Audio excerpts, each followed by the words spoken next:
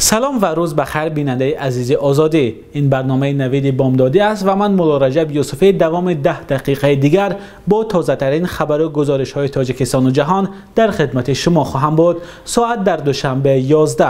نخست نگاه میکنیم به سرخط خبرهای امروز 26 ژانویه. 3 ساکن لوکان در کوههای خواجه مستان بیدرک شدند. امامعلی رحمان با پارلمان پیام میفرستد. مصاحبه با نویسنده خلقی تاجیکستان سوربان و گروه از دانشمندان چین گفتند با تغییر گن ها می توان عمر انسان را دراز کرد.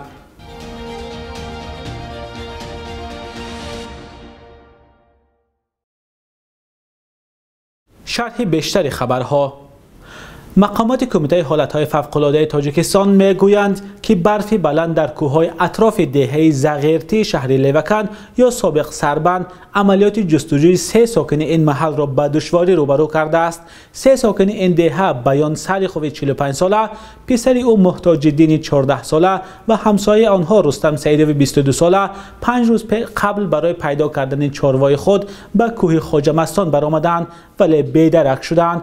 مراد جان محی‌الدینوف، یک مسئول کمیته حالتهای فوق‌العاده در شهر لوکان، گفت که وقتی این افراد بیگاهی پنجشنبه به جستجوی چاروای خود به کوه رفتند برف نبوده است ولی شبانه هوا تغییر کرده برفی زیاد باریده است. به گفته کمیته حالتهای فوق‌العاده حالا سطح برف در این محل حدود 1 متر را تشکیل می‌دهد و کار نجات دهندگان را در پیدا کردن این افراد دشوار کرده است. ساکنان دهه زغیرتی گفتند که آخرین تماس آنها از کوه ساعت 6 شام 21 ژانویه بوده است. کمیته حالتهای فوق‌العاده تاجیکستان قبلا از مردم خواسته بود که روزهای 22 و 23 ژانویه قاعده‌های بی‌خطری را رعایت کنند، به کوه‌ها نروند و نیز به راننده‌ها مصلحت داد که در صورت یخبندی و هوای پربارش و سرد از سفرهای بی‌ضرورت دست کشند. آخر هفته گذشته در بسیاری از منطقه‌های تاجیکستان برف سنگین بارید. امروز امامعلی رحمان رئیس جمهوری تاجیکستان از کار 1 ساله حکومت نتیجه گیری و برنامه سال آینده را اعلان خواهد کرد.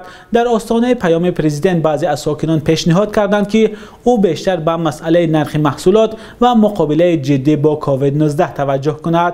این لحظه ها پیام پرزیدنت ادامه دارد و درباره نقطه های آن و نظر کارشناسان سامانه رادیو آزادی و صحیفه های ما را در شبکه‌های اجتماعی پیگیری کنید.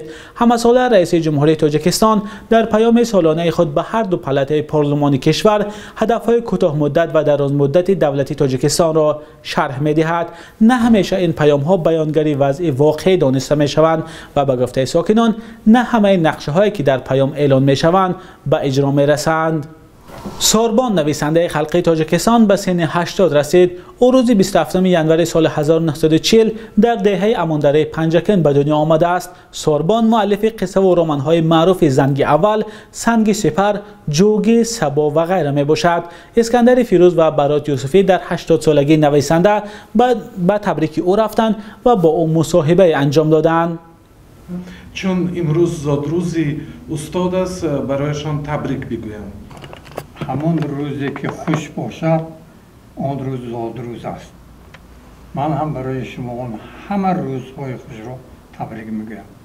تشکر. و استاد میگفتید که شما در این سن و سال با ایجادیات هنوز دست میزنید و مشغول نوشتن چی اثری هستید؟ آره، همان روز که من یک جمله یا یک کلمه یا یک ابزاست ننوشتم آن روز برای من روز مباد.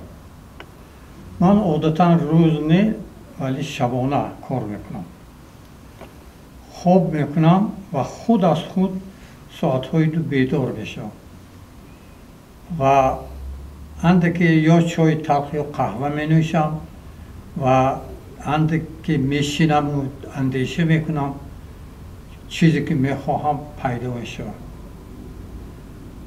موضوع بسیار،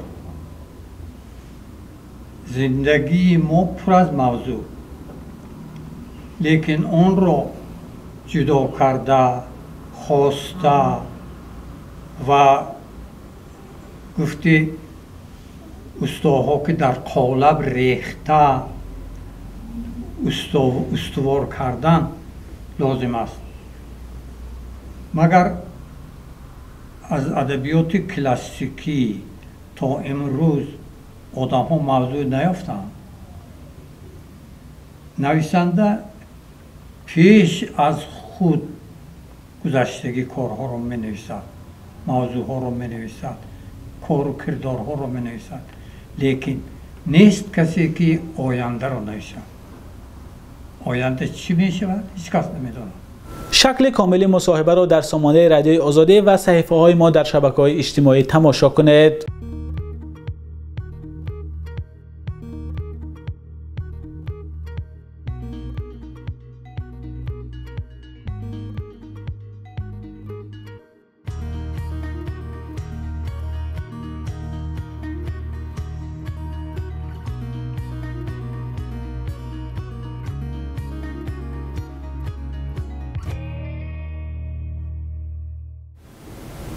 سازمان جهانی ضد ناداری اکسفم میگوید که دارایی‌های 10 شخص ثروتمندترین جهان در دوره پاندمی تا 540 میلیارد دلار افزایش یافت، در حالی که قشر نادار جهان باید برای رهایی از این بحران 10 سالهای دیگر مبارزه برد.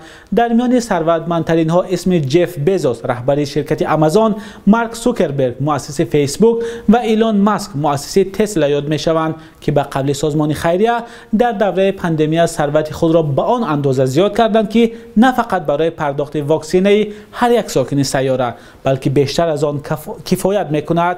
به قبل اکسفام ثروت آنها برای از فقر و ناداری رهاندن هر یک نیازمند میرسد. این خلاصه ها روز 25 ژانویه در گزارش نوی سازمان در آستانه فروم اینترنتی اقتصادی جهان در داووس نشر شده است. گروهی از دانشمندان چین میگویند که تغییر گن ها امکان میدهد که سرعت پیشروی سست کرده شود.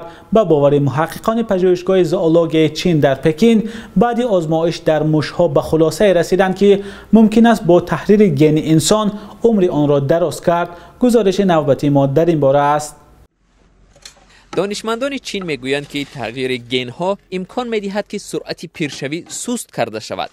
گروهی از آنها از پژوهشگاه زئولوژی چین در پکین بعد آزمایش در موشها به خلاصه رسیدند که ممکن است با تحریر گن انسان عمر او را دراز کرد. اسرار دراز عمری در گن کات7 نهان بوده است که هدفمندانه به هر حجره بدن می رسد. به گفته تسیوتزین، یکی از دانشمندان، بعد 6-8 ماه معالجه با گن موشها هوشیار و قوی‌تر و عمرشان 25% دراز شده است.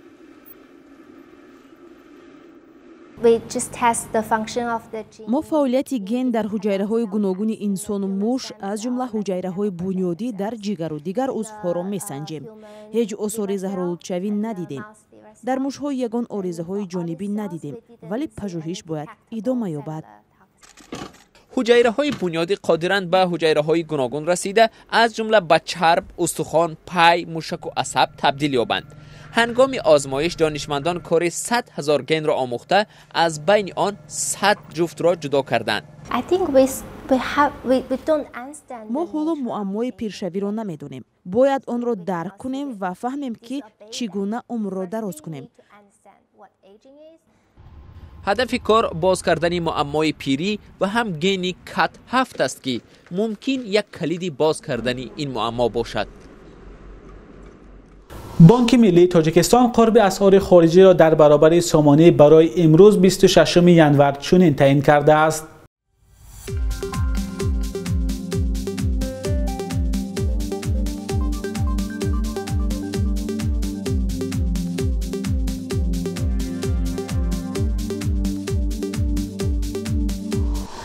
بیننده های عزیز آزاده، برنامه نوید بامداده بود که با تازه ترین خبر و گزارش های تاجیکستان و جهان تقدیم شما شد.